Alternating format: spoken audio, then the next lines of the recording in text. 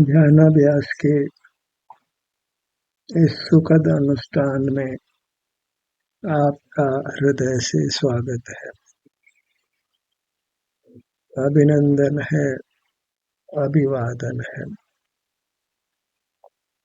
ध्यानाभ्यास के लिए कृपया अपने नेत्रों को बंद कर लीजिए।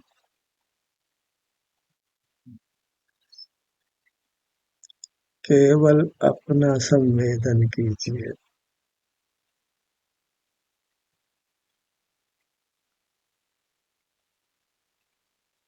इतना ही आपका स्वरूप है।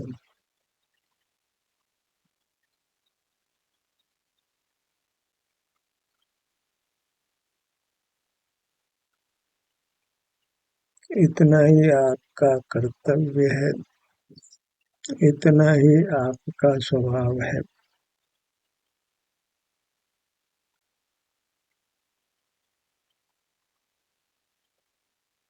अन्य कुछ भी कर्तृत्व नहीं है।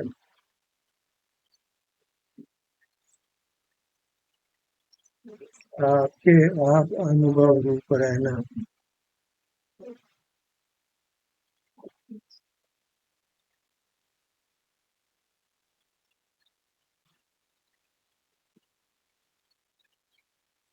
प्रतिमावत रहना है। एक पर्वत के समान निष्कंप रहना है। जैसे पर्वत कुछ भी नहीं करता है, कुछ भी देखता जानता नहीं है, कुछ हिलता डुलता भी नहीं है, कुछ बोलता भी नहीं है। वह स्व संवेदन से रहित है और आपको स्व संवेदन सहित रहना है। शेष सब ही पर्वत की तरह रहना है। स्व संवेदन ही एक चेतन परिणाम है। अन्य सब पर्वत के समान अचेतन जैसे ही परिणाम है। जितना भी हम बाह्य जीवन जीते हैं उसमें चेतनता का लेश भी नहीं है। वे मूर्त कर्म के संबंध से होने वाले अचेतन जैसे ही परिणाम है। उनमें सुख का लेश भी नहीं है और हम सुख स्वभावी हैं। इसलिए स्व संवेदन से अतिरिक्त जितने भी परिणाम हैं वे जीव के स्वभाव रूप नहीं है। स्व संवेदन ही एकमात्र जीव का गुण है। जीव में अन्य गुणों को मानना जीव को अचेतन करने जैसा है, क्योंकि अन्य सर्व परिणाम पुद्गल के निमित्त से ही होते हैं। हमें जीव के स्वरूप की कुछ खबर नहीं है।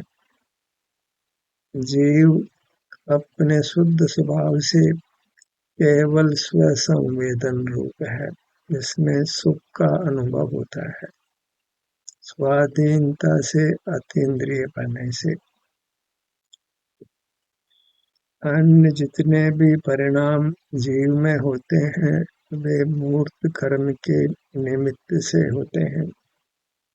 इसलिए जिनागम में उनको उद्गल परिणाम ही कहा है, अचेतन परिणाम ही कहा है। इंद्रिय ज्ञान भी एक अचेतन परिणाम है। जानना जितना भी है वह मूर्त का है। इसलिए जानना एक अचेतन परिणाम है।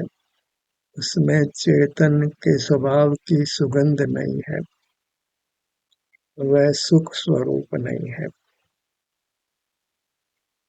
जानने का बहुत भारी पक्ष है, क्योंकि हमारा जीवन जानने रूप है और खबर नहीं है।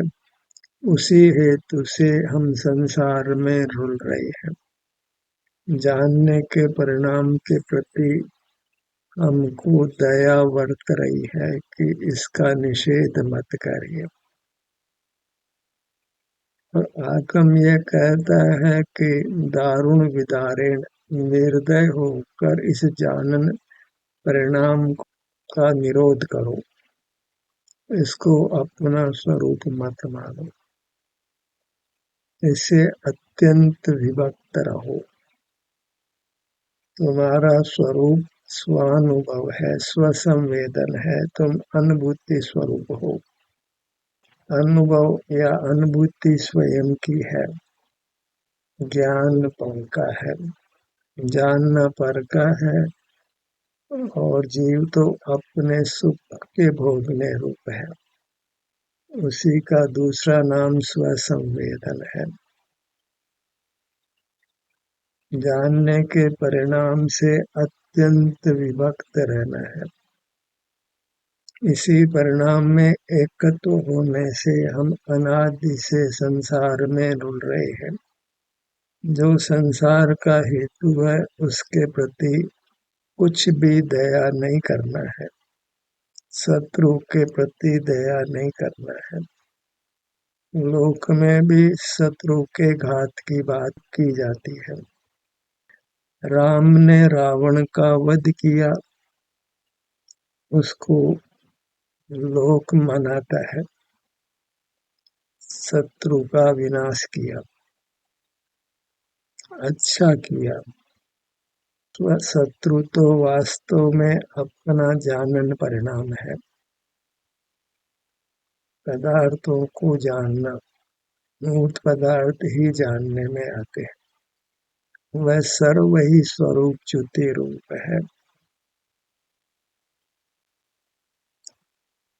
हमने इस जानन परिणाम को ही रावण मानकर इसका दहन करना है, निर्दयता से, और उसका दहन करके आनंद मनाना है। यही वास्तव में यथार्थ पर्व मनाना होगा। दारुण विदारेण, बिना दया के जानन परिणाम को शत्रु मानकर इसको नष्ट करना है।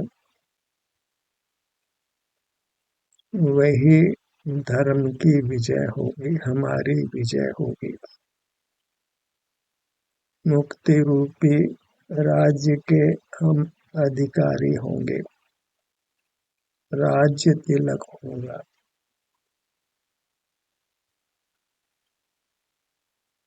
शत्रु के प्रति नरम नहीं होना है।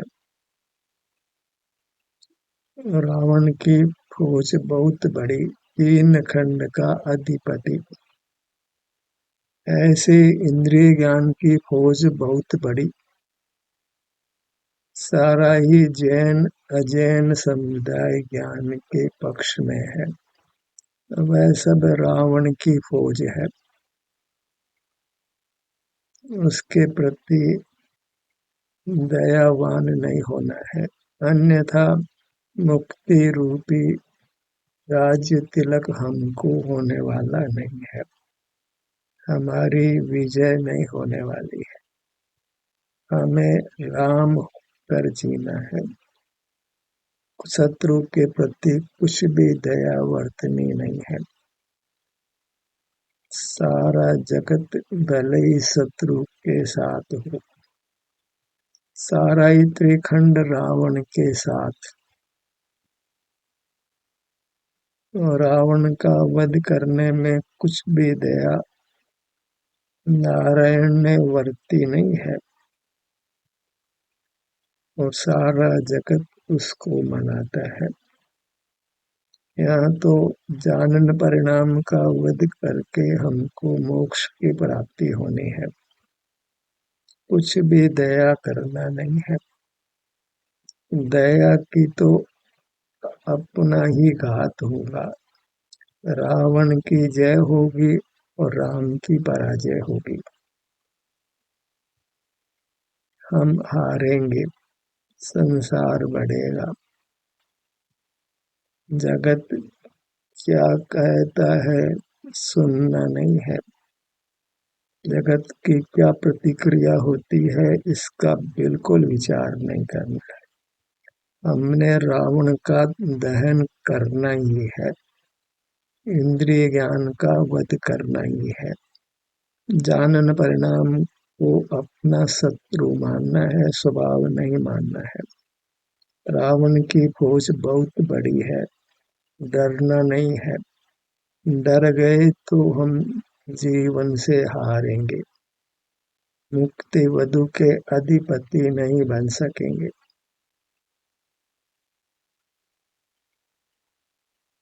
हमें स्वसंवेदन करते हुए रहना है, कुछ जानना नहीं है। स्वसंवेदन से ही हम राम होते हैं, मोक्ष के अधिपति होते हैं। इंद्रिय ज्ञान से तो फिर अधोगति ही होनी है। जैसे रावण नरक गया, ऐसे हमारा भी नरक गमन होना है। लोग संज्ञा में रहेंगे तो फिर नरक ही जाना होगा, नरक तो जाना नहीं है। इसलिए इंद्रिय ज्ञान के प्रति कुछ भी नरम व्यवहार नहीं करना है। कुछ मूर्त पदार्थों को जानना नहीं है। मूर्त पदार्थों का जानना बहिर्मुखता में ही होता है, और बहिर्मुखता में नरकायु का ही बंध जानो।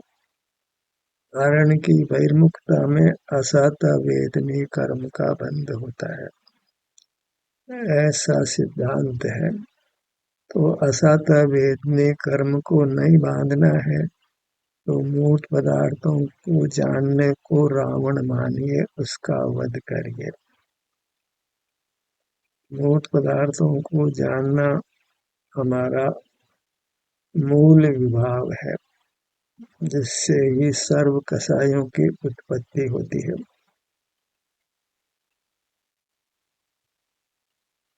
जगत तो धर्म के विपरीत ही है। गौमत धर्म के पक्ष में कभी नहीं हुआ,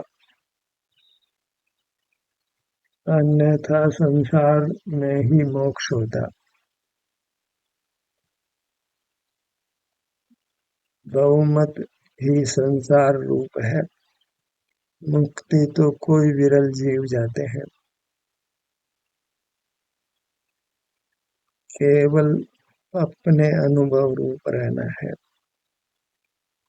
कुछ जानना नहीं है। अनुभव को जानना नाम नहीं मिलता है। जानना पर पदार्थों का है, मूर्त पदार्थों का है, और वही एकमात्र चतुर्गति में परिभ्रमण का कारण है। इसका अंत निगोदवास है, अचेतन होकर जीना है। क्योंकि इंद्रिय ज्ञान के परिणाम में चेतनता का लेश भी नहीं है, वह अचेतन परिणाम है, और उसके फल में जीव शीघ्र ही अचेतन जैसी निगोद दशा को प्राप्त करता है। अगर अपने प्रति दया आती हो तो जानन परिणाम को अपना स्वभाव मत मानिए। जानना छोड़िए, जानना बंद कर अपना अनुभव करिए।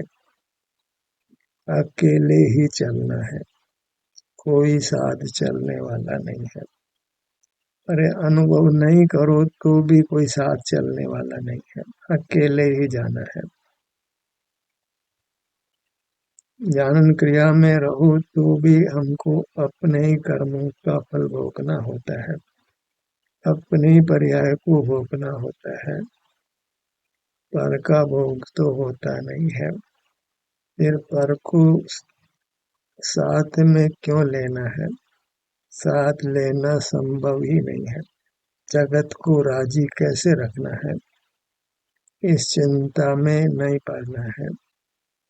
मोक्ष मार्ग में कुछ मिलावट नहीं करना है, दृढ़ता से मोक्ष मार्ग को स्थापित करना है, तभी मुक्ति गमन हो सकता है। क्योंकि एक समय का इंद्रिय ज्ञान भी हमको संसार में रखता है।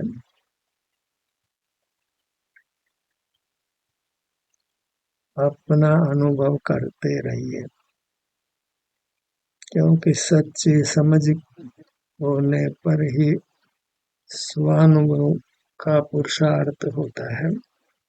या तो हम स्वयं ही समझ जाएं या फिर किसी के समझाने से समझ जाएं।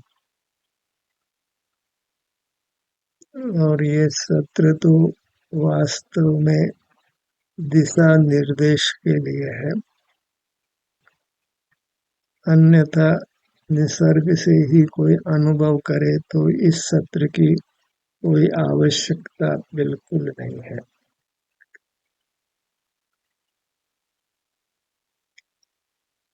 अपना अनुभव करते रहिए तो सहज ही फिर आप पर्वत की तरह होंगे। अन्य कुछ भी क्रिया नहीं होगी, कुछ भी जानना नहीं होगा। मोक्ष में कुछ भी ज्ञान नहीं, कुछ भी क्रिया नहीं, यह अच्छी तरह समझ लेना है। क्योंकि इंद्रिय जय करके ही मोक्ष हुआ है। जानना बंद करने से ही मोक्ष हुआ है। मोक्ष में जानना नहीं है, स्व संवेदन है, अपने आनंद का भोग है। भले ही इस समझ में आप अकेले ही क्यों न हो, जाना तो हर सूरत में अकेले ही है। अकेले ही आए थे और अकेले ही जाएंगे। न परिजन मित्र साथ आए थे, न धन साथ आया था। धन परिजन कोई भी साथ जाने वाला नहीं है। ये जिनालय भी साथ जाने वाले नहीं है। जिन प्रतिमा भी साथ जाने वाली नहीं है। यह अपनी प्रतिमा ही साथ जाने वाली है। यही वंद्य है, भोग्य है। इसी की आराधना में तत्पर रहना है। और यह आराधना स्वसंवेदन रूप है। आपके आप अनुभव है। अपने को अपने आभ्यंतर अमूर्त शरीर की ही शरण है। इसलिए अपने आभ्यंतर शरीर की शरण में रहना है, असरण नहीं होना है। इंद्रिय ज्ञान असरण रूप है, जानन क्रिया असरण रूप है। जैसे कोई समुद्र में जहाज को छोड़ दे तो मरण को प्राप्त होता है, ऐसे ही जानन क्रिया मोक्ष मार्ग रूपी जहाज को छोड़ने रूप है, स्वसंवेदन रूपी जहाज को छोड़ने रूप है। तो फिर अवश्य ही इस भव समुद्र में डूब कर मरना है। और उसमें कष्ट बहुत है, दम घुटता है, असह्य पीड़ा होती है।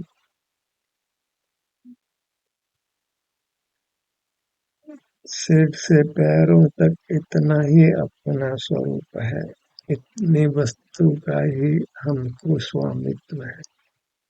इसी के प्रति ममत्व करना है, इससे विभक्त नहीं होना है। और इसके साथ एकत्व व स्वसंवेदन रूप है, जानन रूप नहीं है। जानना प्रकट ही बाह्य पदार्थों का करते आए हैं। उससे भिन्न जानने का हमको कभी परिचय भी हुआ नहीं है, होने वाला भी नहीं है। अतीन्द्रिय ज्ञान कोरी मोही जीव की कल्पना है। केवल ज्ञान भी एक मोही जीव की कल्पना है। जानना जीव के स्वरूप में ही नहीं है। जीव का स्वरूप जानन क्रिया से शून्य है। जैसे पर्वत कुछ नहीं जानता है, ऐसे ही शुद्ध जीव पर को जानता नहीं है। हम जो भी अपराध करते हैं उसको भगवान देखता है, जानता है, ऐसा बिल्कुल नहीं है। हमारे अपराधों को देखने का ठेका भगवान ने नहीं दिया है।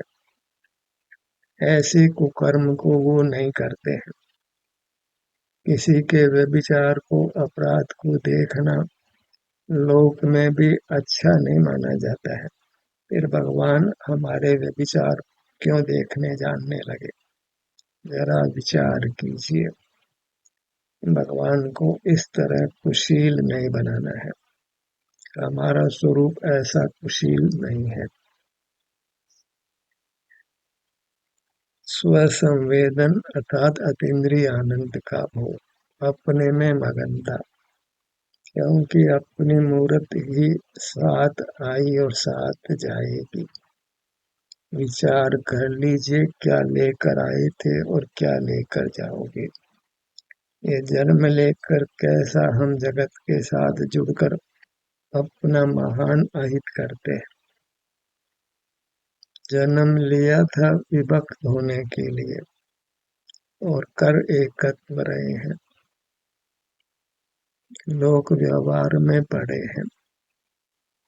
भले ही हमने जन्म लिया है, पर जन्मदाता के साथ हमारा कुछ भी संबंध नहीं है।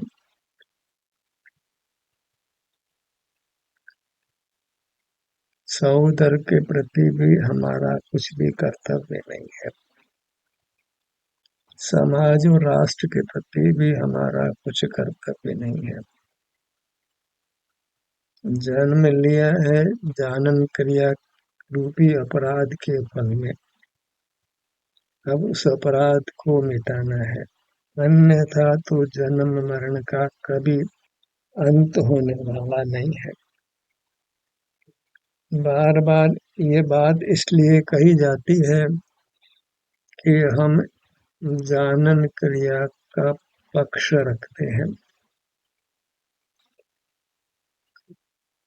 यही संसार को करता है, हमको नाना दुख देता है। इसके प्रति दयावान नहीं होना है।